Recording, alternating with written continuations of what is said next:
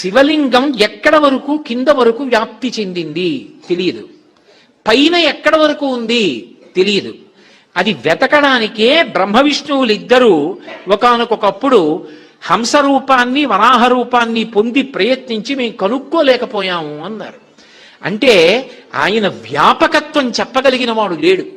అందుకే శివుడికి ఒక విచిత్రమైన నామం ఉంది, స్థాణుహు అని. స్థాణుహు అంటే కదలనివాడు అని చెప్పకూడదు. చూడండి, నేను అలా వెడుతున్నాను అనుకోండి, అయ్యా తొందరగా వెళ్ళాలికి వచ్చి తప్పుకోండి అన్నాను అనుకోండి, అలాగే నించున్నాడు అనుకోండి, ఏమి స్థాణువా ఏమి మీరు తప్పుకోరే అన్నాను అనుకోండి. స్థాణువా అంటే స్తంభం ఉందనుకోండి, తప్పుకోండి తప్పుకోండి అంటే తప్పుకుంటుందా? స్థాణువు అది జరగదు, స్పందించదు. స్థాణువు అంటే ఇక కదలని దాన్ని స్థాణువు అంటారు. పరమశివుడికి స్థాణువు అని పేరు. ఆయన కదలడు అని చెప్తే జడమైపోతాడు. కదలనివాడు కాడు, కదలడానికి చోటు లేనివాడు. ఆయన అంతా నిండిపోతే ఇంకా ఆయన ఎక్కడ కదులుతాడు? ఆయన ఇక కదలడానికి చోటు లేదు, ఇంకెక్కడికి ఎడతాడు? అంతా నిండిపోతే ఆయన. అది జ్ఞాని కూడా ఆ స్థాయినే పొందుతాడు. అందుకే నేను లేని చోటే ఇది అంటూ ఉంటాడు. భగవాన్ రమణులు అలాగే అంటుండేవాడు.